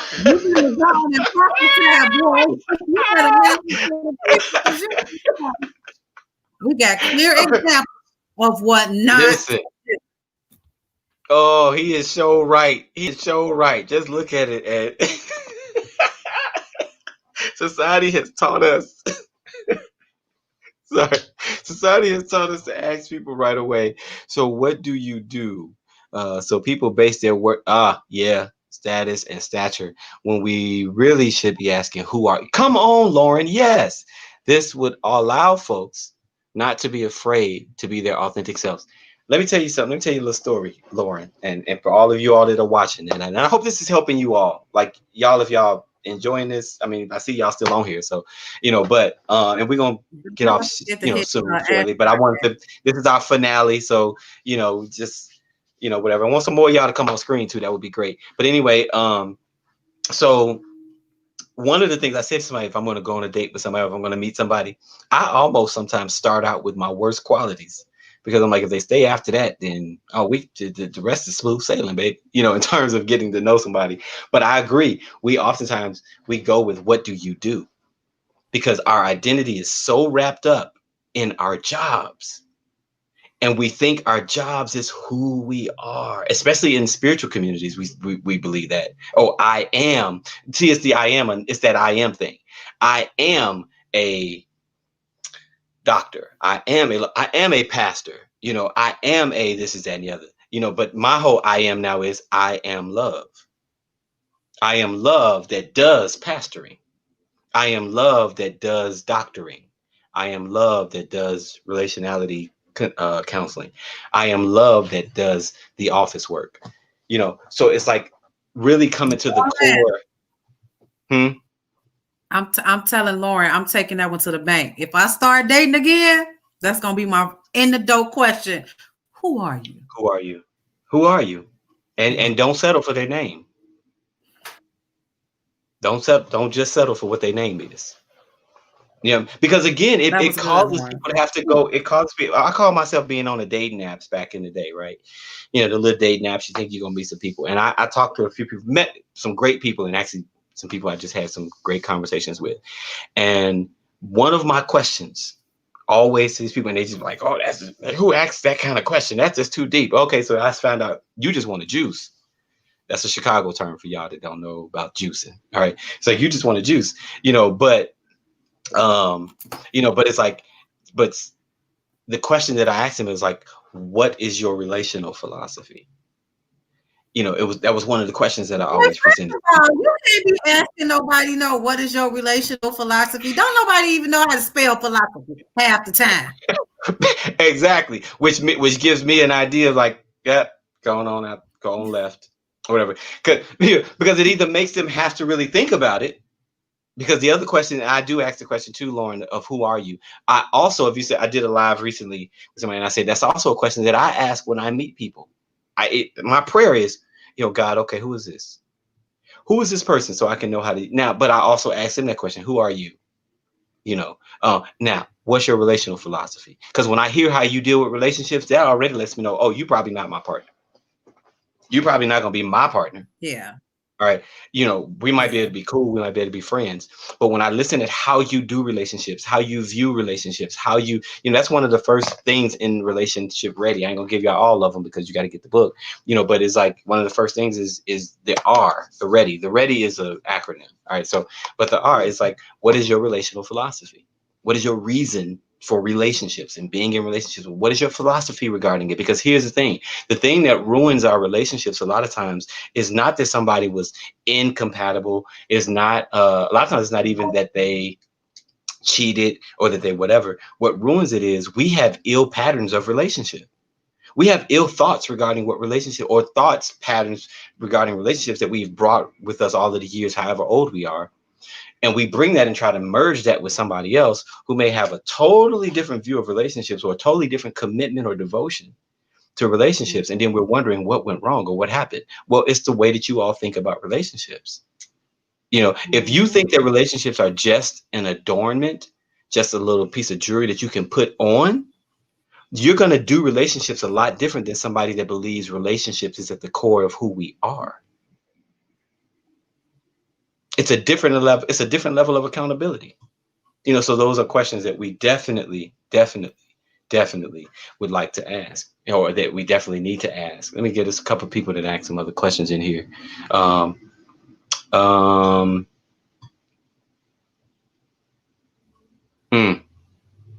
Okay, I was just reading one of the private messages, and I was gonna read it loud, but I can't read it loud. What she said, but I hear you. I see you. I respond. No, I can't. It was very personal. No, it was very personal. Oh, okay. So I don't want to. Yeah, it was really personal and in her situation. So, okay. So, she was asking. Well, you hold a like Zoe's does, where so many people look up to you or come to you for advice. You are seen in the eyes of others of what's like a celebrity status. You forget those people have normal size too, who have the same basic general needs. So when some women come into a relationship like this, I'm sure it's overwhelming to keep up with when it takes up so much of the time and attention, where if your lives don't follow the same or similarities. Okay. Yeah. Yeah. You definitely looked up like looked at in that sense of almost like celebrity. But it's hard, like he said, though, it's hard on you because like, well, what are you supposed to do? I said to my partner, it's like, okay, if you view me as this relationality specialist, this pastor, this holy person, so what am I supposed to do? You don't want to be with me because you see me. I used to say all the time, Tiff, you used to hear me say this. I said, I feel like the same thing that people love about me is the same thing they hate about me. You know, so then it's like, it is. so It what am I absolutely. supposed to do? It's like, what am I supposed to do? So I'm just supposed to be here and just you're pushing those people over into. I don't even want to go there, but yeah. Get you a toy because you stuck. Yeah. This is what she told me I can read the bottom part. She told me I can read the bottom part of what her message said. This was the one that said if I wasn't married, I'd be asking for Zoe's number. She says, I shouldn't be in a relationship at this time. I am not in love with my husband, but I love and respect him enough to honor my comment. I think she meant commitments, but it says comments. But she says, so I'm in a relationship, but I love and respect him enough to honor my commitment. All right. That's right up my alley. And I'm gonna tell you why.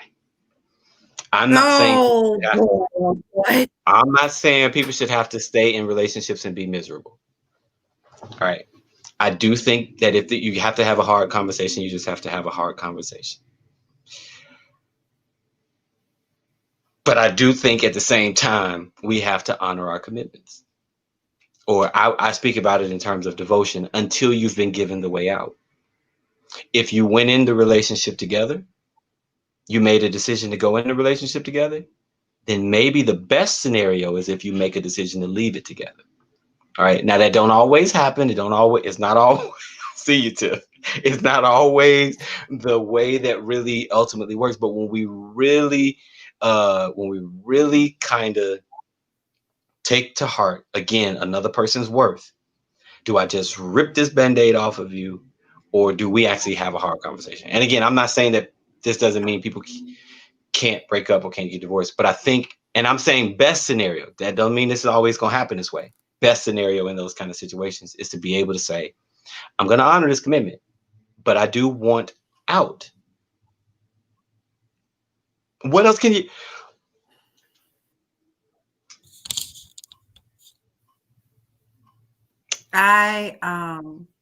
You know what? I'm gonna say out this. because I need to ask. I want out because I need to ask for Zoe's number.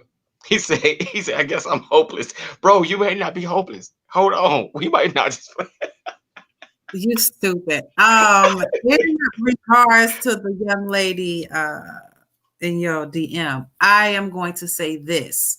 I highly commend her because in as much as that is a place that I thrive to be, I am not there. In theory, I admire and respect it because I do think when you made that commitment, stick it out. Pray and ask God to, help you, teach you how to love this person, or, you do all that you can because you made that commitment. I am so for it, but I am not there. Oh God.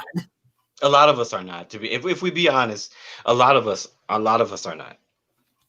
A lot of us are not. I was married 11 years. I was in the marriage 3.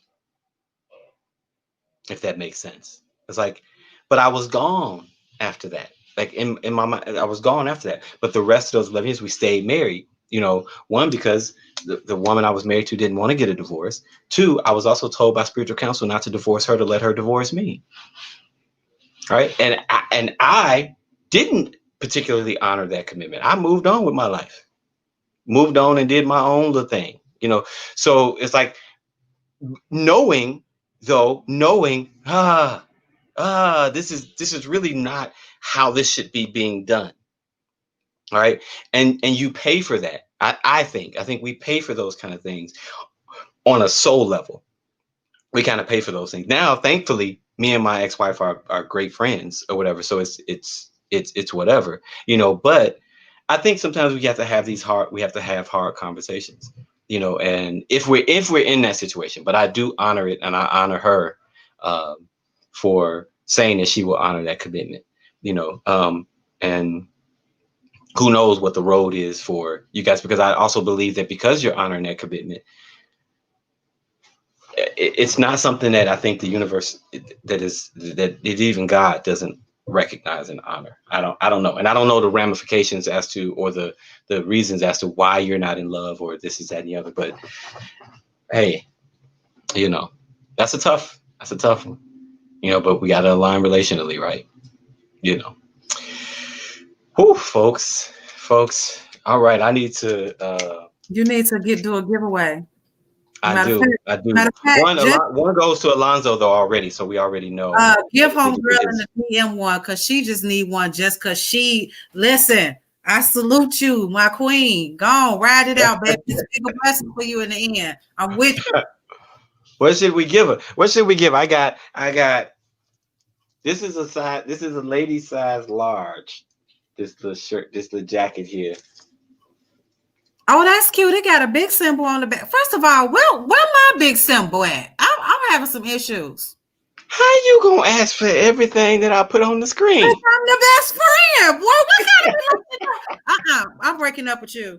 He ain't relationship. I'm trying to hold y'all. This is not relationship ready. So we got that going on.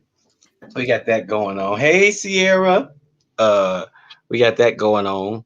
Oh my God, that's my baby. Hey, Cece. I still got this right here. Still got this hat right here. All right, so somebody's gonna get, but I want to. You got to figure out what you're gonna give Zoe first of all, because a book. I want to send him a book.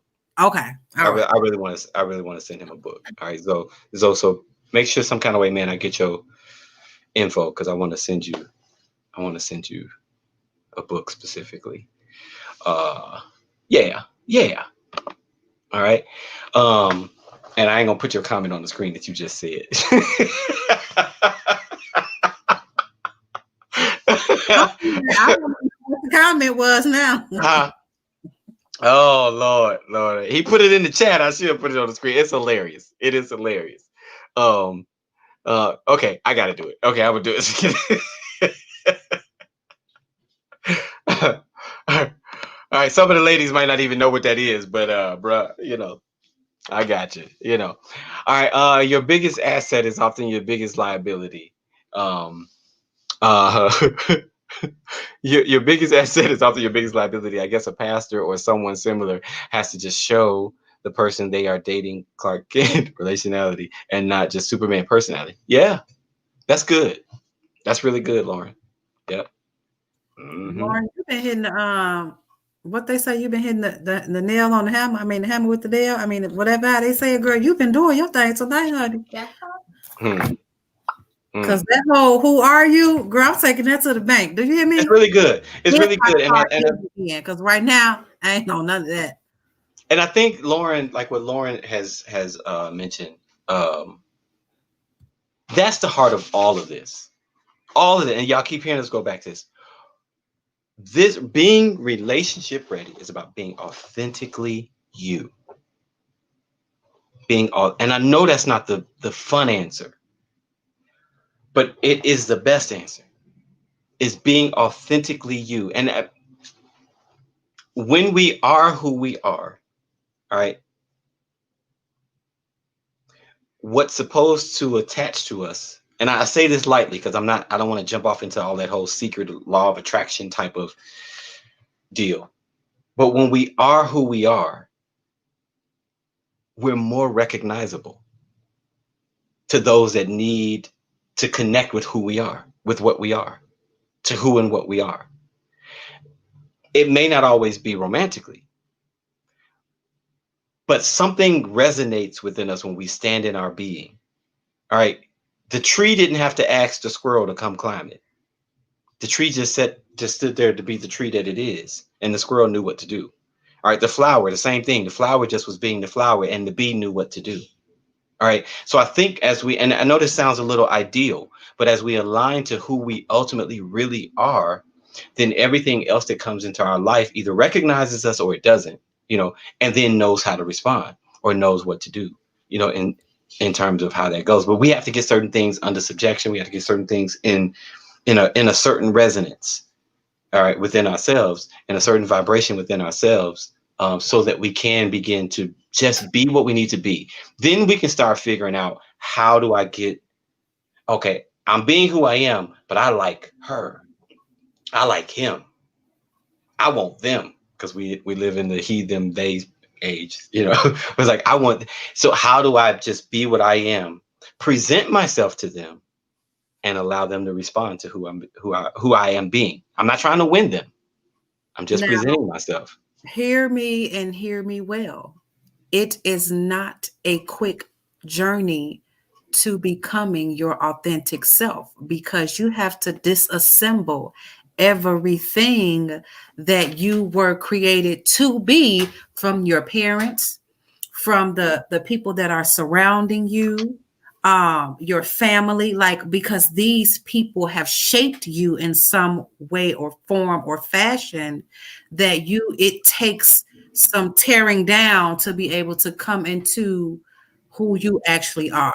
You know what I'm saying? Like, layers that have to come off. So it's some work that has to happen, but it is very freeing when you come into a place where you like, oh, this is me. I like me, not the one you wanted me to be. You know, it's quite freeing, but it takes some work. It does take work, and because you're having to work past your ego space.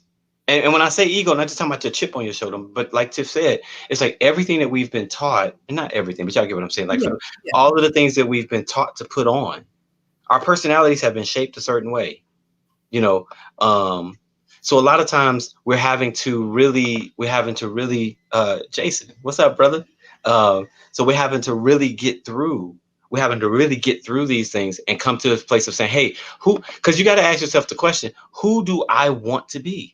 Who do I want to show up on this planet as? All right. And hopefully that's who you really are at the core of your spirit, because that's going to be the easiest, or that's going to be the most aligned and authentic vibration that you'll have, is to actually really just show up and be you. That's where your juice really flows, is when you just show up and be you. All right.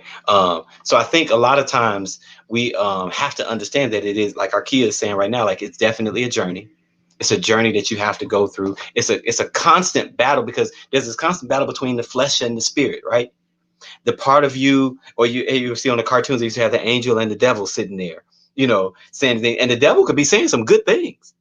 All right. You know, but it's like, which one is more authentically to your core? All right. Which one is really going to be the fruit of your spirit, not just the fruit of your flesh and desire and this is that and the other. And those things, it does take time. It's hard to really navigate through some of those things. And I'm telling you, I constantly do. I just told you, Tiff, a few weeks ago, I said, when I feel pride rising up in myself, and y'all, I want y'all to take this. When I feel pride rising up in me, because I'm choosing to try to not be my prideful self. When I feel pride rising up in me, I do something to make myself have to be vulnerable. Because you're not going to run my life. Because this pride goes before a fall. You're not going to run my life like that. You did it before, and it ruined some things for me. So when I feel my pride rising, I'll put myself in a vulnerable situation. Sometimes all of this transparent stuff I say on Facebook, I know they're finna eat it up and talk about me and do it, but it's like, it does something for me. It does something to my pride levels or whatever. So it's like, when you recognize those areas, it's a journey. It's definitely a journey. When you recognize those areas, you got to put them in check, because if you don't put them in check, they will put you in check. So, and it takes relationships to come to a place where you know who you are, because it takes some of those bad relationships for you to be like, yeah, so that's not what I wanted or who I wanted this to look like. It is a journey. It is a journey. And I'm definitely. Oh, I like that, Lauren. I like that. Believe it or not, for people that read, it would make a good. I was reading through this book, folks. I know that sounds weird, but it's like, when I write, I channel, right? So a lot of times I have to go back and be like, oh, I wrote that, but I was reading through it and I was like, it is some really good stuff in here that really makes you have to ask, are you really ready for this? And you should be. We should want this to push us into this sense of accountability or whatever. So I think it will make some good gifts for those people who still read. Not a lot of people read these days or whatever. But go ahead. do you ever get to a place where you are ready? Because, like oftentimes when we have big goals and big dreams, or something like a pregnancy. So you and your partner are planning to have a baby. And is that something you can ever prepare for? Is that something you can ever be ready for? Because we know parenting ain't no joke. Don't come with a handbook, and it don't come with a handbook. So when it comes to relationships, is there a point where you are really ready, or is this solely based off of I feel like I'm ready, or like I don't know, you get what I'm saying? Yeah, I get what you're saying. I think the thing too to realize and to remember is ready doesn't mean that I'm not going to face challenge. It just means that I've positioned myself to the best of my ability to face any challenge. Okay. So I start the book out saying you can have the perfect relationship.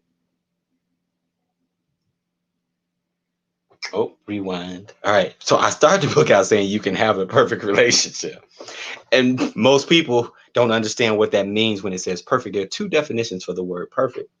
One definition actually means without error, no flaws, right? We're not, as long as we're human, we're going to have issues. The other definition for perfect means mature. All right. For those people who like follow Jesus and stuff like that, he says, be ye perfect as I am perfect, or be ye holy as I am perfect. And that word perfect was not saying don't make mistakes. That perfect was saying be mature. So when you can come to a place where you're truly mature, you can say, yes, I'm relationship ready. If we're getting ready to have a baby, yeah, we're ready. We're mature enough for this. We're mature enough to be able to deal with what's going to come. We don't know all of what's going to come. But one thing, and here's when you're talking about a relationship with somebody, here's the one thing that I think people need to when they make their marriage commitments or this, that, and the other. I have made the decision to partner my life with you, right? So one of the things in terms of being ready is saying, we have decided as a team, I talk about in the book about how to create a relational vision. All right. And usually this is if you've already got in a relationship with somebody. You can do it alone, but also when you got into it with somebody, part of your relational vision, at least for me, is we came into this and we're a team. So now my combat is not going to be against you. My combat is going to be against anything that tries to divide our team. That's maturity. You're maturing to a different space there. I'm combating not you as my partner. I'm combating, or we're combating, the things that try to come against our team. All right. It was the Hunger Games in the movie, The Hunger Games, the first one. All right. The rest of them I kind of got lost, but the first one, Hunger Games, at the end, you remember in the Hunger Games, they was put against each other to kill each other. And the last two in the Hunger Games, in the first one, they was put up against each other and they refused to kill each other. They changed the game. All right, instead of allowing the game to dictate and to have them kill each other. And that's what we have to do relationally. We end up fighting each other instead of really fighting the thing that's trying to divide our team. And the thing that's trying to divide our team is the thing that's trying to divide our humanity. It's trying to divide us from the very core of our being. It's trying to divide you in essence from yourself. Which tells us that we're not relationship ready. If we haven't made that decision. Yes. If we have not made that decision, then we are still at that space where we're living in this matrix of life that is all about competition and opposition and opposing enemies and this, that, and the other, and every man for himself. But when we've come into a relationship with somebody else, or when we make the decision that we want to be in a relationship with somebody else, we're saying, I'm looking for somebody to partner my life with. And when I do find this person, we have to make a decision to say, anything that tries to divide our team, that's what we're going to come against. We're not going to fight each other. We're going to fight that. Which a lot of times we just, so it's great. It's some great stuff. Let's take a few more. And people are making some really good comments here. And y'all, we'll be done in a couple of minutes. Like our 2-hour mark. Great purification techniques. Arkia said, I think it was Arkia. Some comments I saw and they kind of disappeared. But she said life circumstances would definitely do it to you. Okay. It's just moving a little slow. Yes. Y'all, thank y'all for hanging in here and hanging on here with us, hanging out with us tonight. You have to come to the end of yourself. Yeah. Yeah. Come to the end of yourself to get to the beginning of yourself, to get to the core of who you really are. Right. I mean, that's so huge, so big. Anyway, man, we need to be friends because you're brilliant. Thank you. Humbled by that. Unless you were talking to Tiff. Cause that's who he was talking Anyway. to. Show. Nah. But yeah, for sure, man. Let's talk though, seriously. I know many who self-sabotage the greatest relationships they've experienced because they feel they deserve it. But if they were on work, they would be. Yes. Yeah. That deserving thing, I know we're used to using that, but that deserving thing will kill us, y'all. And that toxic word, I'm ready to throw that toxic word down the toilet a few C's over, and so he can go find Nemo. Which word? Toxic. Don't nobody even know what toxic means. Shut up. No, most of the people who use the word toxic are toxic. Because I'm sick of it. They don't realize it. I get what people are saying with some of these things, but it's like you don't realize that if you have abandoned your nature and you are operating outside of the nature of who you are. I'm not talking about your personality, folks. Y'all see me get a little upset. If you have abandoned your nature and you are operating outside of that nature, you are pouring toxins into the creation of life. Point blank, period. So even when we sit and we say, oh, I got trust issues. Guess what? Listen, your trust issues are valid. They are completely valid. We've been abused. We've been misused. We've been violated. We've been done wrong. But the scripture talks about that. Oh, y'all made me turn into a preacher for a second. It says, guard your heart with all diligence, for from it flows the issues of life, right? Listen, we thought guard meant protect, meaning put up these walls and put up these whatever. And we thought it meant guard from people. It's not to guard from people. That's how life flows. You're a relational being that is supposed to be flowing. Right. So if we have trust issues, if something comes in and it messes up that trust, it puts up a dam. It puts up a blockage that cuts off our flow. So although it's valid because somebody did something wrong to us, we have to try to guard against becoming an untrusting person. Oh, is that what guard mean? It means guard yourself from becoming the one person or the thing or the object or the identity that you don't want to be. Oh, yes. I never even knew that. You learn me something. Even if you read these things, and even if you read that, and I don't want to go Bible on y'all, but it's like if you read this thing in context, it's guarding against evil, wickedness. It's guarding against becoming wicked. So although you hurt me, and yes, I need to watch you with eyes of wisdom and learn how to navigate you, so to speak, or whatever, but I do not need to become an untrusting person. All right. Do you give us because guess what? An untrusting person doesn't even realize that now you've become untrustworthy. And that's the don't harden your heart type. Yes, because when our hearts are hard, when our walls are up, when our defense mechanisms are up, we are in survival mode. When you're in survival mode, you will do anything to save yourself, to save your life, and I'm not saying that that's 100% bad. We have that in our brains. This thing kicks on, but you don't understand that you're in a desperate mode. So you will almost do anything. All right. So you've become untrustworthy. You just don't know that you're untrustworthy. So it would behoove us and do us well to try to not develop an untrusting heart. Again, somebody may do something, and you're right. If you see a lion, if you recognize a lion is a lion, it's a lion. Trust that it's a lion. Right. All right. But even in that sense of trusting that it's a lion, it shouldn't give you this major hate for the lion. No, people are operating at the level in which they are awake. So if someone did something to you that made you not be able to trust them, that's their level of consciousness. So then you have to deal with them on that level of conscious. If you're going to deal with them, most of y'all just say, I'm just going to cut them off. But if you're going to deal with them, I got to deal with them on that level of consciousness. They don't understand this consciousness that I'm at. They only understand this consciousness. But what I have to do is not to develop a hard, untrusting heart. I have to guard my heart from the wickedness that will cause it to be an untrusting heart. Let me tell so you that who I can still be the flowing being that I was created to be. Let me tell you who's relationship ready, huh?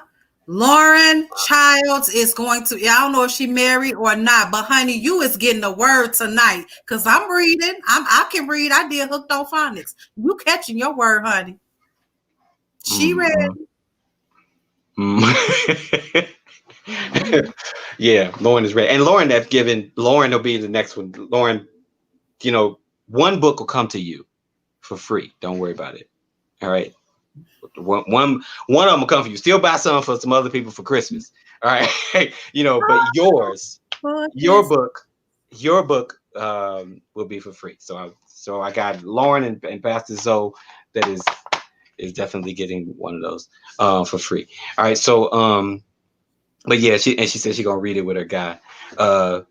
So the movie. What do you mean? Did I talk about a movie, Randy? I don't know what movie I was talking about. Oh, he said, Randy said, oh, wow, reminds me of Why Did I Get Married? Oh, okay. So we aren't protecting ourselves against the outside force. We're protecting us from ourselves, from becoming a lower form of ourselves. Yes. You're protecting your sense of, hey, I'm made in the image and likeness of God. I need to protect that. Right. I need to be. And I told somebody before, I used to say this all the time. People go, oh, I'm protecting my, is that how you do it? I'm protecting my energy. Your portrayal of the hoodism is not cute. Okay. So it's like, I'm protecting my, it's this. Okay. Oh, okay. All right. So I'm protecting my energy. And they say the best way to protect your energy. So we say, oh, I'm cutting people off. The best way to protect your energy is to be your energy. It's simply to be what you are. It's simply to be who you are. This is what it means to be an unconditional being. This is also how you love. I'm going to be me regardless of what you do. Because see, the moment that I stop being me because of what you do, I have now allowed you to control me. Amen, somebody. Amen. Right? So I'm going to be who I am, who I recognize that I am at spirit level, regardless of what you do. Now, again, people think that means you're going to be walked. No, it comes with wisdom. Trust me, y'all, when you align to these things, the wisdom for how to deal with certain situations comes with it. All right. We're not just left out there alone. All right. And something that don't mean you have an answer to every question, to everything that's posed, but you will have the wisdom for it. That's some more relationality stuff for y'all that want to get into relationality school. All right. You may not always have the answer, but you will have the wisdom. All right. So, but when we align to that stuff, and really come to, this is who I am, and I'm going to guard that by not allowing outside or even inside, not more so inside infiltration or inside ill patterns of things to change that, to change who and what I am. All right. So yeah, Lauren, exactly what you said. We need a progressive interpretation. Needed that. And all right, guys, a couple more minutes. I think we was gonna go. My plan was to do 2 hours. Just as the close. So we're almost there in that home stretch. As if to say, don't let someone else lower your vibration, because to become stand in your energy and don't let them weaken your relational immune system. Yep. And it's not it's easier said than done, of course. I recognize that. All right. But that's spot on. That's spot on in terms of how that functions and how that flows. You basically be you. Be you. And I'm not talking about the ego you. I'm talking about the spirit you. Be you regardless of what, whatever. Jason says, it didn't pop up. Don't stoop to the level of someone who hurt you. Don't change your character because someone took your kindness for weakness. Absolutely. Yes, bro. Yes, that's it exactly. You know what I mean? And it's like, and it takes a lot of strength to do that, because our natural response is to get revenge. But when we get revenge, or when we go for that particular space, we lower ourselves. You're sinning against yourself. Like you're toxifying your own self when we do it. And it's not easy, because again, we all grew, especially us that grew up in the hood.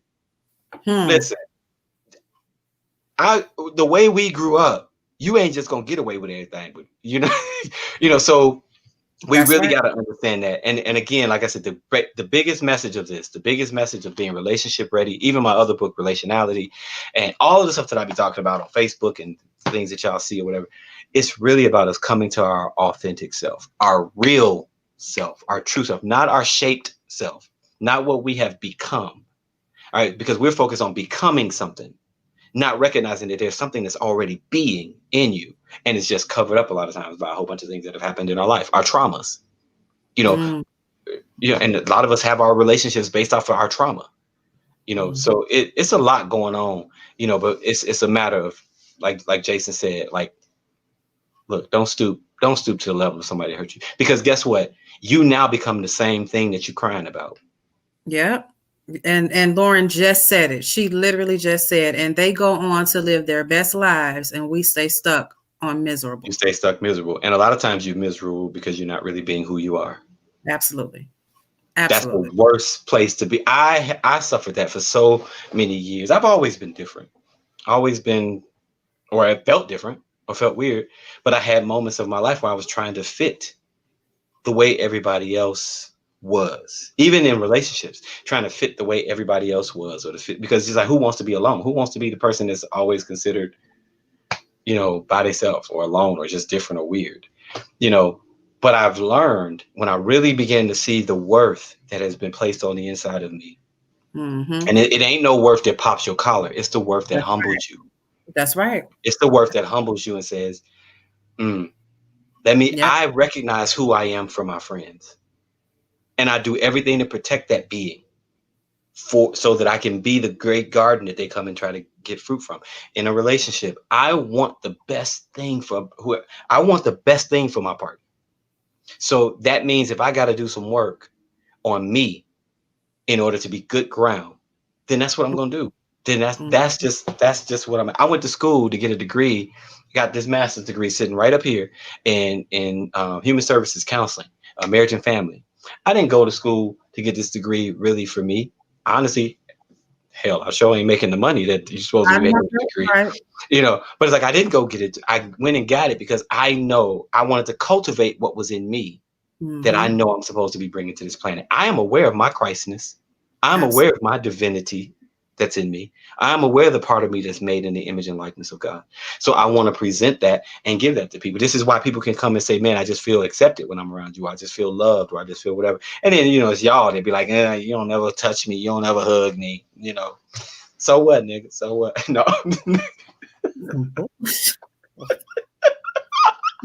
What the hell? The people that feel like I ain't affectionate enough, But anyway. Because it took, we've been friends 273,487 years. I can count on one hand how many hugs I got. Whatever. All right. So folks, listen. I want to thank let me make sure I don't miss nobody real quick before Lauren says, and they go on, they're like, yeah. Alonzo Berry says, this has really helped me tonight. Appreciate you, bro. We really thank you for coming on too, and just making this all of what it is. I want to thank every last one of y'all that have hung on with us, came in. Some of y'all left, some of y'all still here. But I want to thank every last one of you all for chiming in tonight. It was the final stop for the book tour or whatever. Now, again, I said the final stop don't mean I won't still show up on some of y'all platforms. If you invite me, I'm coming. All right. But it was just the official tour from August 9th to which was my grandfather's birthday, to November 30th, which is my grandmother's birthday. And this book was dedicated to them. And you'll see it on the first couple pages that it was dedicated to them or whatever, to Harold Winters and Ella Winters, Ella P. So I want to thank y'all all just for hanging with me tonight, hanging with me and Tiff. And for Tiff for coming on, so I wouldn't have been just talking to an empty screen by myself, for a long time. But my heart is to see us all heal relationally. Seriously. I mean that on multiple levels, not just with your boo, not just with your boo thing.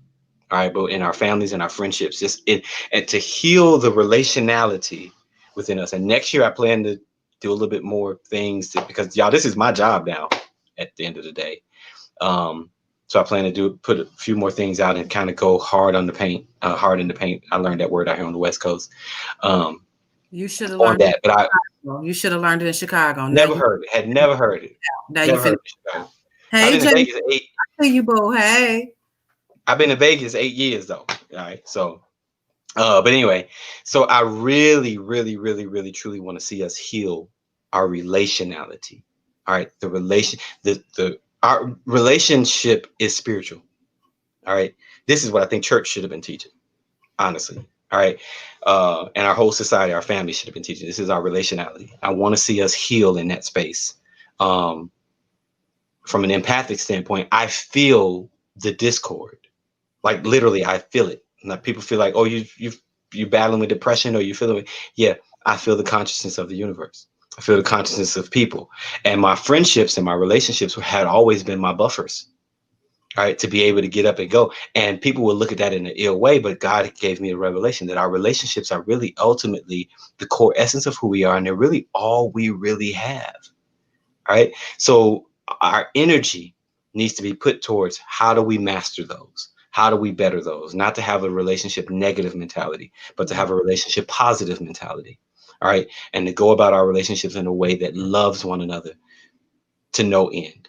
All right. Sometimes we got to slap each other around and get us together, but I really want to see us heal on a relational level. So I really, truly thank you all so much for just hanging with us tonight. And again, if you want the book, you can get the book at www. It should go across the screen at LeAnzarStockley.com. You can purchase a copy of the book right now. I guess up until midnight. Some of y'all places it might already almost be midnight, so I'll leave it up until tomorrow. But the book will be $12 for one book and $20 for 2 books. All right, and if anything over that, just message me or whatever, and you can purchase it right from the website. All right. So what else was I going to say, Tiff? So that's where you can get the book. You can also follow me on my social media page. For Facebook is LeAnzar. For Instagram, it's at Society61, which is my organization, Society 61 Collaborative Alliance for Relational Wellness. And and I want to thank Tiffany. Tiffany, thank you, boo boo. That's my Fifi. Thank you for showing up tonight. She's like, well, ain't no point in you being on there by yourself, so. I'm around to die. I'm here all day, every day. What you need me to do? Right. You got any final words for these people? You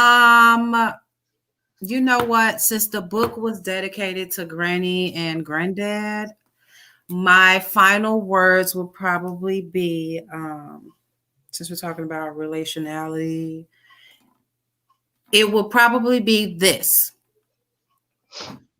May his love be with you till we meet again. May his love be with you till we meet again. It's on you, Lee.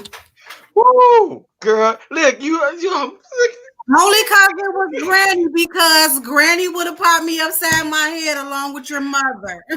Oh, that was beautiful, friend. Beautiful, friend. Beautiful. Y'all, these ain't tears. These is his contacts. He don't even know how to cry. Contacts. I don't know what's wrong with these contacts. But anyway, and Lauren, I don't even think Tiffany remember who you are. But anyways, this final thing, Lauren says this, and then we're gonna go. Let me see if it'll pull up on there. She says, read that, Tiff, because I can't read. This has been really helping and healing. This just helped me realize my worth in my home dynamic between my son and my mom. Oftentimes, as the middle-aged person, I am pulled and frustrated by both the child and the stubbornness of the adult. And instead of asking God, why is this my situation? I should be humble for the assignment of being the anchor. Thanks for this talk, y'all. Thanks for the free book, sir. And I'll be buying 4 more. Awesome. Hey. Trisha Robinson say amazing. All right. to be with y'all until we meet again. We're talking about relationships and being ready, and it's all centered around being who you are, which is love. It really is. All right. So folks, align to your authentic selves, align to who you really are. And I promise you, and when I'm making this promise, I ain't promising you that everything is going to go well in your life, that you're going to find your relationship is not going to have any issues. But I promise you, the best thing that you can do for you and the best thing that we can do for our planet is to be our most authentic selves and to really try to align to that. All right. So again, get the book at www.LeAnzarStockley.com. See, she got one, I got one. And I also do personal sessions with people and workshops on relationships and spirituality and all that stuff, or whatever. So I guess once the Rona stops happening, well, some things I can do virtually, but once the Rona stops happening, And listen, y'all, let's get this together. If you really looking for somebody to, gear you or guide you or give you a little push, listen, he's my best friend, and he's not biased. He's a total butthole. So even in my wrongness, and he definitely would be like, "So friend, you effed up," and I'd be like, "Hang up now." So I'm just saying, if you need some authenticity in your life, he's a man. Yeah, for sure. So love y'all. And I better state it as I am wrong side, because see, when I'm looking at this on the screen, it's on this side. I've been doing that all day, trying to flip my hair, and I'm like, yeah, wrong side, girl. Right. I am love for you guys, and I hope that you will align yourselves to be love for me. So this has been another relationality moment with the Dr. LeAnzar Stockley and my great friend, the Princess Tiffany, the Pillow Princess. But ultimately, I'm a pillow princess. Right. Tiffany Cooper. All right, y'all. I'll holler at y'all. Hit me up in my inboxes if you need some instructions or any of that stuff or whatever. All right. Love y'all.